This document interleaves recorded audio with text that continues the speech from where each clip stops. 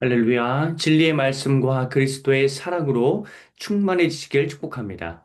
에스겔 20장 1절부터 9절까지의 본문으로 하나님의 말씀을 전하겠습니다. 3절만 읽겠습니다. 인자야, 이스라엘 장로들에게 말하여 이르라. 주 여호와께서 이렇게 말씀하셨느니라. 너희가 내게 물으려고 왔느냐?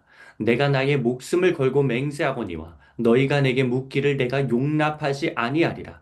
주 여호와의 말씀이니라. 아멘. 이 세상에서 하나님을 대적하는 세력의 특징이 있습니다. 이 특징에 관해서 함께 나누기 전에 미리 한 가지 언급한다면 하나님을 대적하는 세력이 이 땅에서 잘 될 수 있습니다.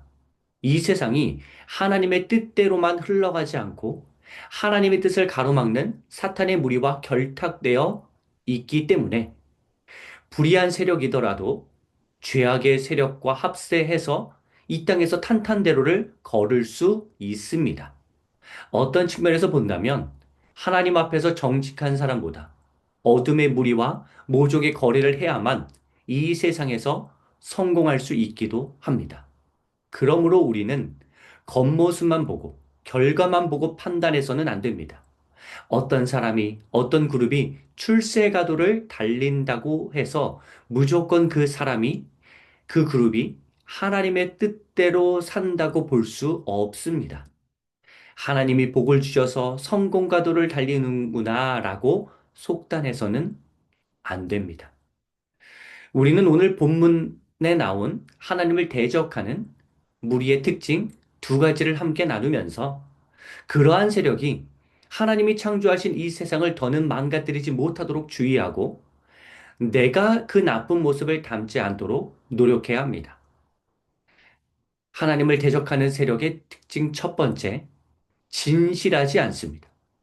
1절부터 3절까지 보면 장로들이 하나님 앞으로 나오는데 하나님께서 호통을 치십니다. 하나님 말씀 듣겠다고 왔는데 하나님은 왜 용납하시지 않고 저러실까라고 생각할 수 있습니다.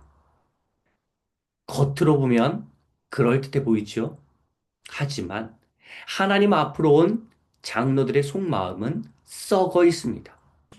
에스겔 14장도 이와 비슷했죠.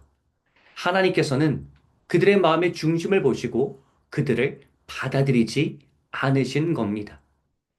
하나님을 대적하는 세력의 외형은 멀쩡할 수 있습니다. 아니, 오히려 실제로 진실한 사람보다 외적으로는 더 우수해 보일 수 있습니다. 괜찮아 보일 수 있습니다. 그 사탕발림에 속지 말아야 합니다. 나 역시 그렇게 겉과 속이 다른 사람이 되어서도 안 됩니다. 두 번째 특징, 말씀이 없습니다. 하나님의 말씀을 듣지 않습니다. 4절부터 9절까지를 보면 하나님은 계속해서 이스라엘을 교훈하십니다. 4절, 인자 즉 에스겔에게 심판의 메시지를 전하라고 하시고 가증한 일을 알게 하시는데 모두 하나님이 이스라엘을 돌이키시고자 하는 사랑의 교훈이죠. 5절, 하나님의 선택을 받고 6절, 하나님의 기업을 받았습니다. 하나님은 계속해서 공급하십니다. 말씀하십니다. 하지만 7절, 우상을 버리라는 하나님의 말씀을 듣지 않고 우상을 숭배하면서 더럽히고 8절, 하나님께 반역과 반항을 일삼아 그 자비로우신 하나님이 심판하시지 않으시면 안 되는 지경에 이릅니다. 하나님의 말씀을 듣지 않은 결과입니다. 9절. 이방인 앞에서 더럽혀지지는 않았지만 그건 그들이 잘해서가 아니라 하나님의 이름까지 더럽혀지지 않도록 그렇게 하신 겁니다. 여러분, 하나님의 말씀을 경청하고 귀 기울여 들으면서 나의 생각과 교만을 내려놓는 과정이 너무나 중요한데 자기 똑똑한 맛에 사는 사람, 즉 하나님을 대적하는 사람은 하나님 말씀을 최우선으로 두어서 언제나 악한 길로 빠질 수 있는 나를 정하고 정결하게 하는 과정을 밟지 않습니다. 백날 예배를 드리고 말씀을 듣더라도 제자리 걸음입니다. 왜냐하면 하나님의 말씀으로 나를 계속해서 들여다보면서 다듬어 가야 하는데 자기 생각, 자기 능력, 자기 판단으로 계속 살아가기 때문입니다. 그런데 안타깝게도 자기는 능력이 있다고 생각하나 하나님 말씀의 기준으로 비춰본다면 틀렸는데, 헛똑똑이인데, 전혀 지혜롭지 않고 전혀 능력이 없는 결정인데 하나님 말씀을 듣지 않으니 깨달으리 만무하겠죠. 예언서에 나오듯이 어떠한 선지자가 그 사람에게 가서 하나님의 말씀을 전하더라도 수용하지 않고 화를 낼 것입니다. 왜냐하면 자기 생각과 다르다고 생각하기 때문입니다. 계속해서 나의 생각이 틀릴 수도 있다는, 즉, 나의 생각을 하나님 말씀에 비추어서 계속 생각하면서 겸손해져야 하는데 그 과정이 생략되고 또한 사람들이 파워가 있는 내 생각에 동조하니 그것이 다 맞는 줄로 착각하고 있는 것입니다. 그것이 그렇게 고착화된 것입니다. 그러한 방향으로 계속 강화가 되니 이제 하나님 안에서의 비판 기능이 상실되어 아무리 말해줘도 들리지가 않는 영적 무지의 상태가 된 것입니다. 이러한 사람은 사실 변화하기 어렵습니다.